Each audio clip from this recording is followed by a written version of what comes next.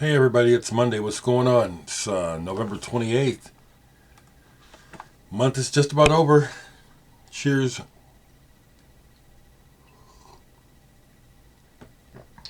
Gonna yak at you for just a couple seconds. Like this, like I say, this for me, this is as much a Dear Diary as it is me being a member of the wholly undefined but very real international vinyl community. I am a music lover, a record collector, and I like to share my thoughts, and so I will this morning. So yesterday, I had more company. It was really nice. When the holidays come, more people are in town and stuff. So I had a group over yesterday. I like to visit one or two people at a time. When you get into a group, when we have a project to work on as a group, that I like. But in conversation, when you have a group of people, it just splits off, and it's like I want to talk to everybody and be a part of. So anyway, yesterday my company came about as a result of needing to get a copy and wanting to get a copy of the new compilation jazz from the 23rd century to James Bellerin, the sax player who's on my track, and he's one of my very good friends. It was very cool because he brought his older brother Sean, who's a visual artist, and then we called Blake, and Blake came, and Blake surprised us and brought Cubby, guitarist. James Blake and I were in the band Chemicals together. We've done other stuff together. James and I were in Sun Ambulance together. This is my crew. I'm really honored to have these guys as friends. They're all so much younger than me. They're really bright, brilliant, intelligent people. And it was a real honest litmus test to this recording, because obviously we wanted to hear the track that James and I did, which is one of the I dare say my track is one of the highlights. This is really good though. That's what I want to share. I'm enthused. The response from everyone was real positive. First off, several of the people, my friend Cubby in particular, guitar player, he knows who a lot of these people are, and that part is impressive alone. But then we get to the music, okay? So we listened to all of disc 1, and I've listened to all of both discs. I can honestly say, and I'm happy to be on this goes onto my list of one of the releases of the year. This strikes me like the old recommended records quarterlies.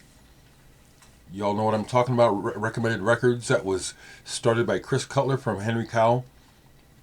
Fantastic label, very adventurous, and their quarterly albums, compilations were really high quality and interesting and very hugely varied. And this is very much like that. You get the gamut of music on here, and the quality of the entries, the quality of the tracks that people sent in is really quite high. I'm happy to say that a couple of tracks that really caught people's attention without me saying anything. We're just talking and listening, and then the music would catch people's attention. A23H, when he's doing the circular breathing on his. The Harmonic Rascals, that caught people. So, who's this? Who's this? Good track. Excuse me. Intigue Talur. And very happily, Jerry and Michelle King's track, the quiet track that I also play on, that changed the mood, really caught, in particular Cubby. Cubby really impresses me. He's still in his 20s. I think we're going to hear about him. He's a hell of a guitar player. He asked to hear it over. It just calmed him, and he said, wow. and that melodic figure that the piano does towards the end of the track. I'm truly honored to be a part of this. It just blows me away that Jerry and Michelle dedicated their track to me. It's just it's a bucket lister. This goes onto my list of albums of the year, along with Dami and J.D. Beck, More Mother Jazz Codes, Black MIDI. Those are my personal. They come to mind right away for releases of this year that I'm really proud. I really like. But this gets an honorable mention. The Muffins Baker's Dozen. This is quite a feat to have it realized. I still haven't gotten all the way through it. But the Muffins are a band who deserve wider recognition and a rightful place in the proper history of music, and progressive music in particular. It's quite a feat. So I'm hyped. I'm hyped about the release of this. I think it will be well received. I'll be curious to see when reviews, because I imagine Jerry will get this out to some publications and some blogs, and we'll see some reviews. What else did we played other music yesterday. I pulled this for myself. This is my old band Digital Sex, and I very, very seldom play this. You know, I go for years without playing it. And it holds up. I'm happy to say, in particular, musically, it holds up. It really does. I turned one of the guys on to Faust yesterday, who he had never heard Faust. So we listened to Faust 4. I had it out on CD. And that went down a storm because it's so, you put it in the context of the time that it came out. It was totally groundbreaking. Later, yesterday, I put this on. Love this album, Alpha Centauri by Tangerine Dream. This is a recent reissue. I can't remember if it's remastered, but besides it being on this lovely vinyl, it is super quiet and super clear. Sounds like it might have been recut or remastered or something. Really good. Another all-time favorite album just popped up, so I said, oh, let's just play this. National Health of Cues and Cures. The Canterbury School again, okay? I'll say it again, the Muffins definitely are in this category of music. Some of the best music in the world for me, personally. And this album is just, it's a 10 out of a 10. This is just a fantastic album of music. Excellence all the way around. So my friends that came by yesterday, they play with a lot of people because they're so good. Blake on trumpet, James on sax, Cubby on guitar. They play with a lot of folks. So I had James bring me this recent release. It's a split LP by the band Pure Brown on one side. Stupid name, and I told him that. He said, whose idea was it to call the band this? And you guys, if you see this, it's like, I don't mean to offend, but I'm being real honest. Pure Brown, what's the first thing you think of? Feces! The cover doesn't help, okay? Trying to make a reference, it doesn't work. And on the beast, and the split is with the band Mr. McMoney. And my boys, Blake and James, play on the Mr. McMoney side, along with our friend and other partner in musical crime, Jake Reisdorf. He's on both sides. Jake is an amazing musician, multi-instrumentalist, can play circles around most people, even me. He can throw down on the drums, bass, keyboards, and guitar. So he's on both sides of this, playing drums, keys, percussion, and he's really good. And the music, Mr. McMoney is the side that I like the most. Mr. McMoney is funky looking color. It's all right. They incorporate a little bit of jam band qualities, but there's also a Zappa element where the leader of the band, Tom Adelman, writes these quick flurry sorts of 16th notes riffs, and they play them quick, and then the whole band is playing it all in syncopation. I love stuff like that. So when they do that stuff on the album. Excuse me, I like that. This is the back cover. I would have made this the front cover myself. The pure brown side is pretty good. It's kind of similar to Mr. McMoney. There's musicianship involved. It's an interesting sound.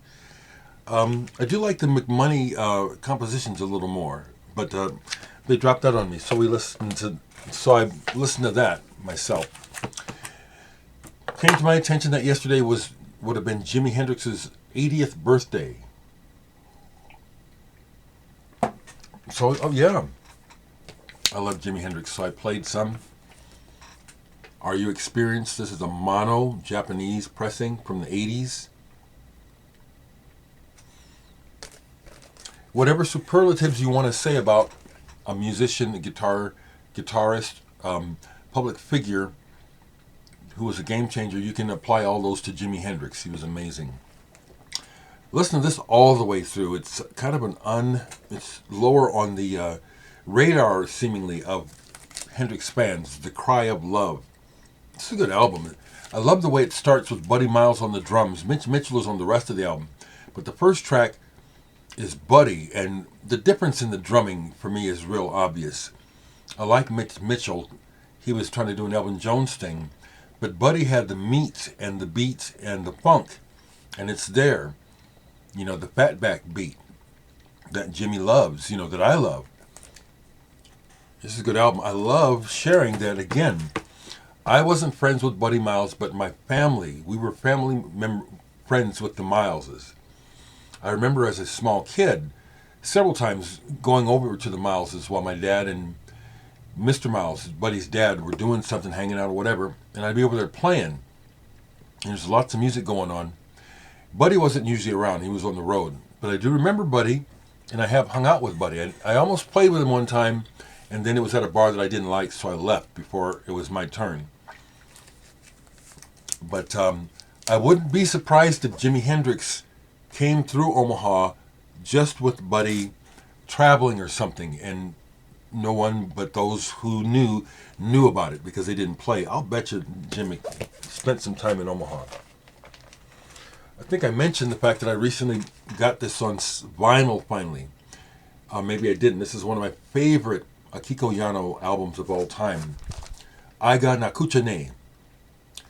And this is just so fantastic. It's got almost all the members of the band Japan on it, all of YMO on it, and it's just beautiful. The every song on here, her voice, the settings of the instruments, it's fantastic.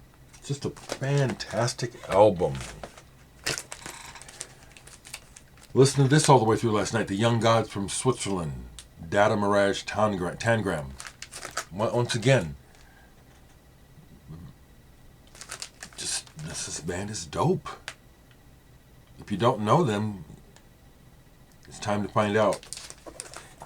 And another thing that happened during the visit with my friends yesterday is that another record we played besides listening to stuff that we've done, because the visual artist, Sean, James's older brother, brought his laptop and was showing some of his latest work on video. I may collaborate with him on a video, I might. But this caught their attention. It was sitting in the pile in the living room. Novos Baianos. Remember, I told you I just bought this on Record Store Day. Brazilian album. James doesn't speak Portuguese, but he speaks fluent Spanish. So he could make out some of this, but the music just knocked us all out. It's so beautiful. And the guitar work, as one of the someone in the comments pointed out, The guitar work in this is exceptional. Novos Baianos. This is real good. So glad I got this. I love that back cover too. I love the double exposed pictures, how psychedelic such a simple thing can be, the effect of it.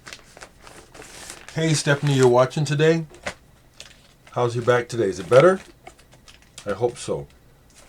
So just looking through here, more records that are sitting out. I started to play this last night because I do like Frank Zappa's synclavier work. But I have to be in the mood, and I wasn't in the mood last night, so it didn't stick. But Zappa's Feeding the Monkeys at Ma Maison. I want to show it because it is on my favorite color, and I love how on one side on the label they put a ice cream bar. It fits. I love that color. Zappa. So music and art reign supreme in my life and in this house. And those are the kind of people I like to associate with, are artists, musicians. Of course you come across some pretty crazy, there's more records down here that I haven't put away. I played, I'm going to tell you about them before I go. We were actually talking about someone who wants to play, but he's too unstable mentally. I mean, I've seen this person assault people in public, in a bar. It's like, oh, hell no. He's an incredible player. I've played with him. You know, I ain't going to say his name. But he came up, and I love artists, but, you know, too crazy is too crazy. Kind of like the guy that started the Rainbow out in L.A., that, you know, he was a friend and protector to a lot of rock musicians and crazy musicians, but he drew the line with Charles Manson, and I'm the same way. You know, I love artists, and I don't mind crazy artists, but dangerous crazy, hell no. Hell no. Listen to this all the way through, really enjoyed it. Was reflecting on the fact that Terrace Martin, dinner party, Terrace Martin's dad is a friend of mine, Curly Martin. Terrace just put out a record called Curly, didn't he? And this, it settled in, and I really got into the flavor of this and the feeling of it. Ooh, whoa. I caught it. I got it. It's okay. Yep. It's okay. I caught it. One of those things that can happen. But it's pretty vinyl.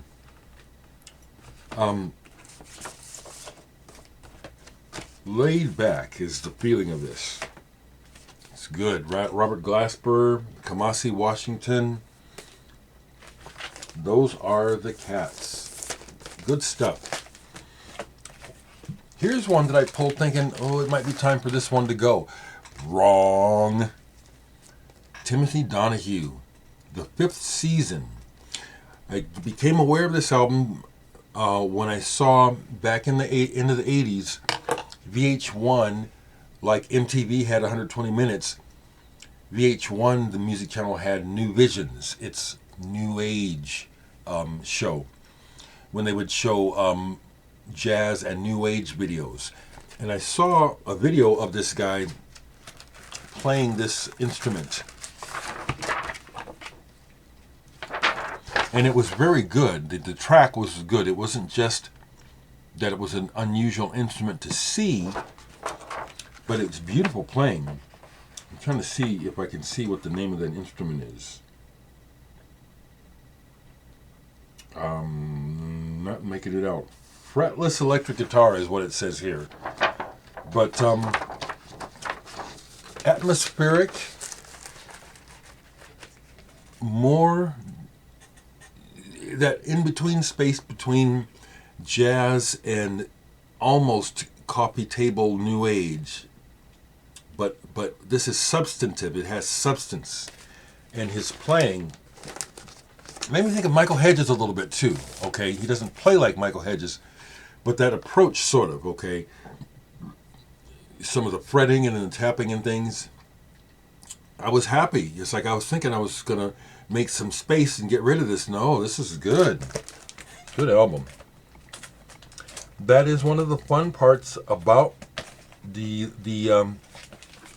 collecting records, is rediscovering things. You know, it's I am glad that it keeps me entertained. I'm glad that I'm still enough of a nerd that this keeps my interest. Here's one that years ago I thought I was going to sell. It's just a 12-inch single. I'm so glad I didn't, because it's so unusual and really brilliantly produced, especially for the time, 1982. Yello. First thing I heard by them, this single, Bimbo, backed with Smile on You. There's aspects of this that almost seem like inappropriate cultural appropriation, but because of my age and my ability to be able to contextualize things properly, I can see what they were doing, and they were having fun with this sort of almost quasi-African approach to the bimbo vocal part. But this is pretty cool, actually. It's pretty cool. I think I saw something online where people were talking about how I was never a big TV fan, and I definitely was never a Seinfeld fan. I didn't watch it, but whenever I did catch the show, the thing that always caught my attention was how uncool so much of the humor was. It was like, this isn't funny. And I was seeing online recently where people were kind of waking up to like, well, they'd never get away with Seinfeld these days. Interesting how time is. One more. I got a bunch of records to put away. Ryo Fukui, Scenery. This someone asked me about this, and so it prompted me to pull it and play it. This is a jazz trio from Japan playing really straight ahead, except for one track that tries to get a little funky. It doesn't get very funky, but it gets good. What I had noticed about this, and I assume one of the reasons this is so collectible, because look it up and see how much an original will go for, is the high level of playing on this. It's like these guys, you can, with some music, depending, you can hear where people are trying to do something that is maybe not naturally theirs.